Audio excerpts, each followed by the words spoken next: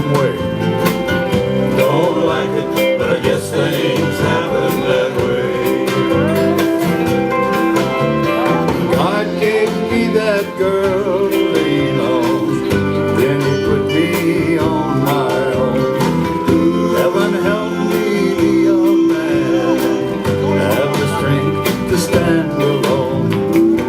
Don't like it, but I guess things happen that way. Well, Cowboy Jack, thanks for coming to Tucson. Well, thanks for having me. It's an honor to have you here and playing for Rhythm and Roots. Well, thank you. All right. Glad to be here. I believe it's my first time here. I can't believe that. Yeah. Out all these years. Well, we're going to have you back then. Okay. So. I like it so far. Well, so far good. Say, where did you grow up? And did you grow up in a musical family? Well, sort of. My father was the choir director at the Baptist church, and my mother played piano there sometimes when the regular pianist was not available. And he sang in some quartets and stuff. And I just always liked country music. Hillbilly music, we called it back then. You listen to the Opry on a crystal radio, or? I listened to it on regular radio. I used to lay up in bed and have this wire tied around my big toe, and so I could pick it up. The antenna, you know. Yeah, right. Well, now, you did a stint with the Marines, and then you were hired at Sun Records when you were 25 years old. Right. What prepared you to be an engineer there at Sun Records?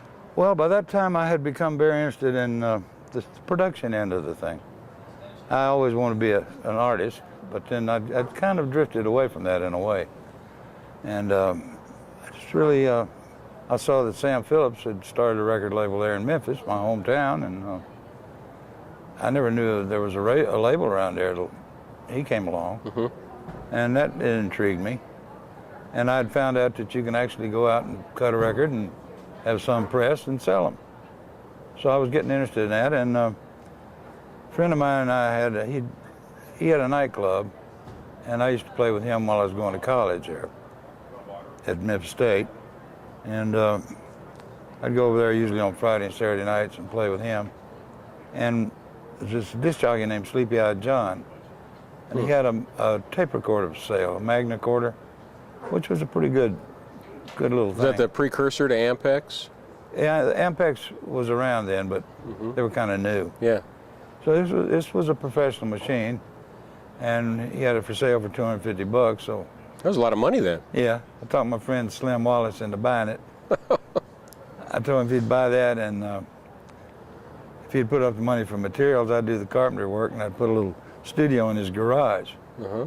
So I did that in my spare time while I was going to college. And we never really got it to where we could cut an actual master, but we could cut work tapes and stuff.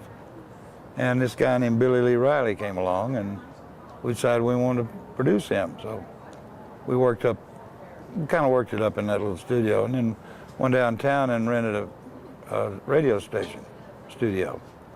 And I cut a couple of sides with him, and then we were going to press it up. We needed somebody to master it, and Sam Phillips was in that business still, even though he'd made a lot of money with selling Elvis, and Johnny Cash was going well and all that. But he was still doing mastering because he liked to do that. And he was about the only guy in town that could do it at the time. So actually I started off hiring Sam Phillips before he hired me. I think it was $15 a side or something like that. Is that right? Yeah. That's great. So I dropped the tape off one day and picked it up a few days later, went in and picked it up. And I walked in the studio there, and there's an office out front, and he was sitting there, and I think the girls had gone next door to Taylor's restaurant. And he said, "Come on back to the control room, I want to talk to you." Okay. So we went back there, and he said, "I really like that record." In fact, he said, "That's the first rock and roll anybody's brought me around here." Wow. By then, everybody was bringing him tapes and stuff, you know. Right. And he said he'd like to put it out on Sun. And he'd pay us a penny a record. Well, hey, sold a lot of records, that could mount up. That's right. So I said, well, I'll let talk to my partner about it. Okay, and then he asked me what I was doing, and I told him that I've been going to Memphis State, and now I'm working in this building supply place, and I don't like it very much. And he said, maybe you ought to come to work for me. And I said, maybe I should. Exactly 2 weeks later, I did. That's right. What was your favorite Sun session that you worked on? Well, it probably was a whole lot of shaking going on, With Jerry Lee. because we did that in one take. Was that his first session there? No, it was his second release. His first session was Crazy Arms. Oh, right. That's the first one. It was kind of an afterthought. We'd been cutting a couple other things, and we were about to quit, and I said, you know, Crazy Arms, and I know a little of it. Well, let's do it. So we did that, and that turned out to be his first single. And it did very well, actually, for a first release with very little promotion. I think it sold about 150,000, Wow. which was good. And so we were trying to come up with a follow-up to that. And we worked on a bunch of stuff, really. I got him in there one day, and we cut about 13 different songs. You know, just anything we could think of. That's unheard of today, isn't it? Yeah. Most of them have been released, if not all of them. Uh-huh. But